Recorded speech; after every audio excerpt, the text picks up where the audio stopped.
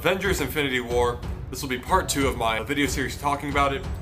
So without further ado, this video in particular will be very spoiler heavy. We're going to talk about the sort of in-depth elements of the story and definitely get into the character deaths and a lot of the other big picture stuff. So without further ado, is Infinity War good? Yes, it is absolutely worth seeing. Definitely, if you are into superhero movies or if you like space operas, absolutely make this part of the list. Is it perfect? No. But that's not necessarily a big demerit against it. Lots of movies aren't perfect and I still love them anyway. So what worked and what didn't work? As far as what worked, the pacing was, for the most part, fantastic. With the exception of the Rocket, Groot, and Thor storyline about making the new hammer, which I don't know why they call it a hammer, it's an axe. But with the exception of that storyline, the pacing is fantastic. The story transitions fairly seamlessly from story to story, from group to group. You have the group of Doctor Strange, Wong, Bruce, and Tony. You also have the group of Black Panther, Captain America, sort of that whole group. You have the Guardians. And overall, the whole thing just blends pretty seamlessly together. What also worked was the action set pieces. The fight between Thanos and Hulk was pretty blood-pumping for however short it was. To see someone just smack Hulk around that easily. We haven't really seen that so far in the MCU. Someone who can go toe-to-toe with Hulk in that manner.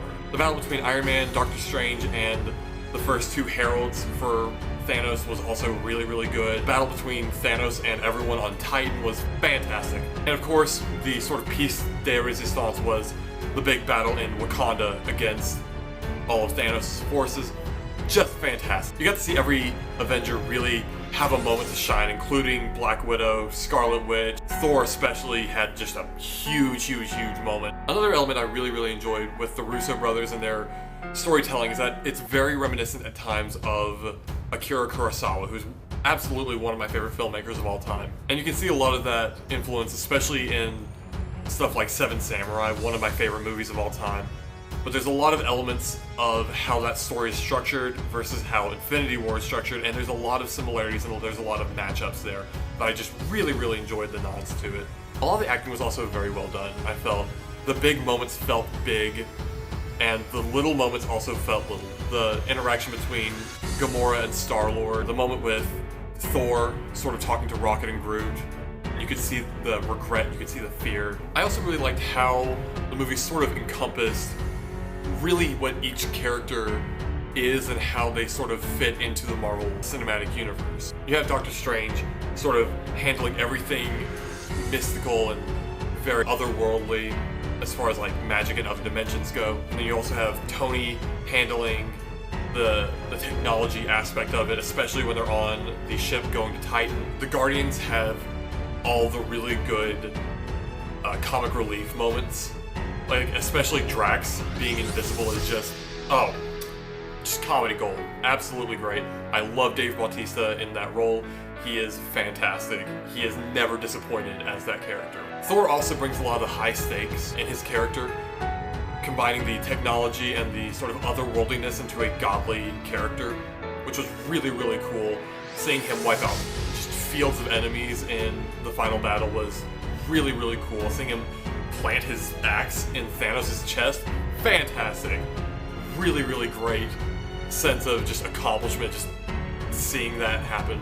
And of course, people like Scarlet Witch and Black Widow and Captain America and Black Panther, Winter Soldier, they all have their moment to shine as well in the battle, showing that even though they're still at the base level, they're not out in the stars fighting enemies there, or they're not, fighting necessarily the giant monsters in New York or whatever right now, but they're still viable and they're still doing their part and they're still a valid part of the event. Except for Vision.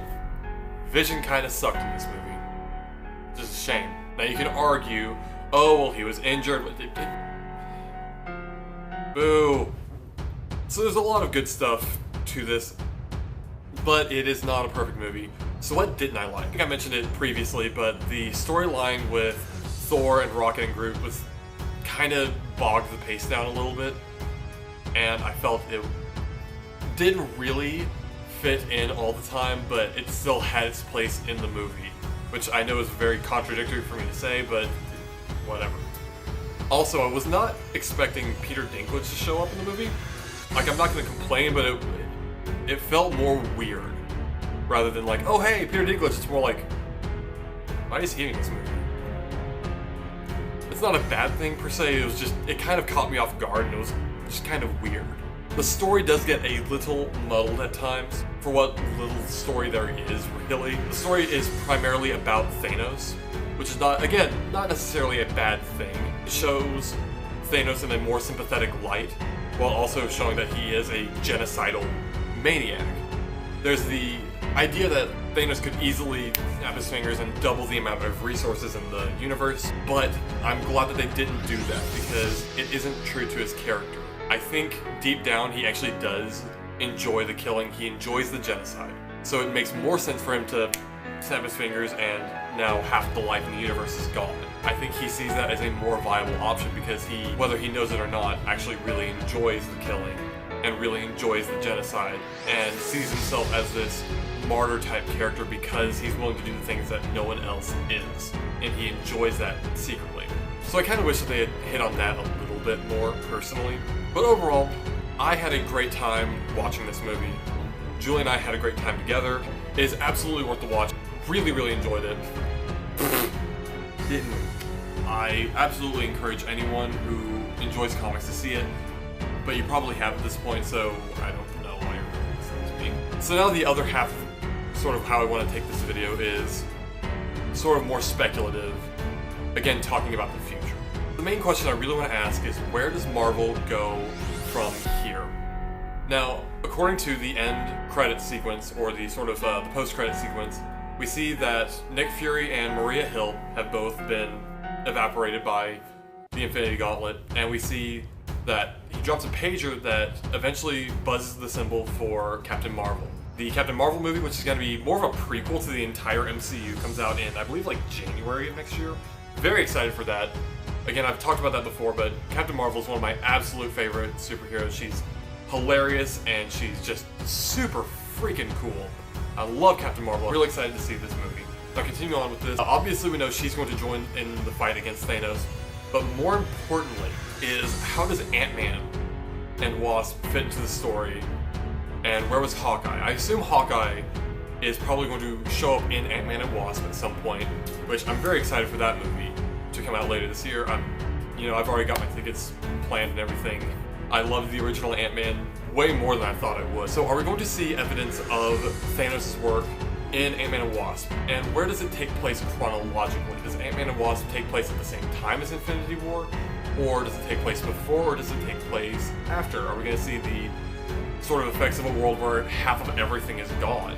Are we going to see a world where half the population is gone, or are we going to see that sort of appear in the post-credit sequence? How is this going to fit in? Now, the most important point I want to get to is, with Infinity Gauntlet snapping and wiping out half of all life in the universe, will Marvel pull the trigger on this and actually say, yes, these deaths are permanent, or are they going to say, surprise, no they're not? Now, the way I see it is that these are the two paths that they can go down. They can go down what I call the coward's route, which is to say, oh no, they're going to find some way to sort of snap and undo the work of the Infinity Gauntlet. We might still see Loki and Heimdall and Gamora, permanently dead, as they were dead before the effects of the Gauntlet snapping. But we'll still get to see Falcon and Black Panther and all of them sort of resurrected and whatnot. Now, the alternative is we go down a path where these deaths caused by the Infinity Gauntlet are absolutely permanent. Spider-Man, Tom Holland is gone. T'Challa is gone.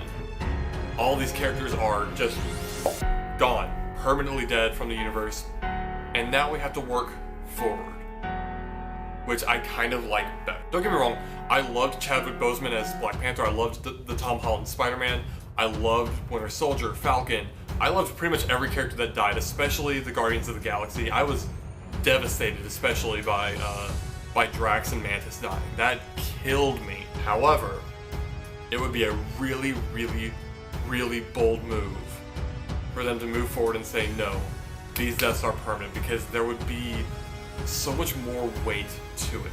And there would be so much more weight than, say, like what the comics have, because anyone who's familiar with comic continuity knows that no death is permanent. Ever. So again, the important question is, where do we go from here? Now, I have a few thoughts on this. I really like the idea of these franchises, the individual franchises continuing forward with different characters taking up the mantle. I love the idea of having a Miles Morales be Spider-Man, since they referenced him in Homecoming, as well as having someone like Silk or Ben Reilly, someone like that. We could also have someone like Shuri or Okoye take up the mantle of Black Panther, which would be really freaking cool, because they were both definitely stars in the movie as well. We would have to go with an entirely new cast of Guardians if we were to do Guardians of the Galaxy, which is kind of why I think that they are going to go with reversing everything, because Guardians is one of their most bankable franchises.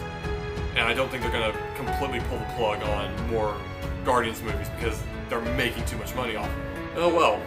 I'm not going to complain to see more Mantis and Drax and all of them. And finally, where is the MCU headed as a whole? Because at this point they can really only move forward. We know that they're going to take on Thanos, and can you not? Thanos again in Infinity War Part 2. They're all really, really mad at him. He's wounded.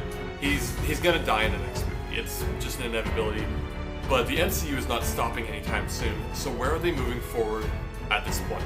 So with Disney purchasing 20th Century Fox characters like the Fantastic Four and X-Men, that means we have a much stronger possibility of seeing these characters in the Marvel Universe cinematically now, as opposed to when they were owned by Fox separately. Personally, what I see most likely happening is that they will sort of undo the damage and sort of rewrite reality and rewrite history.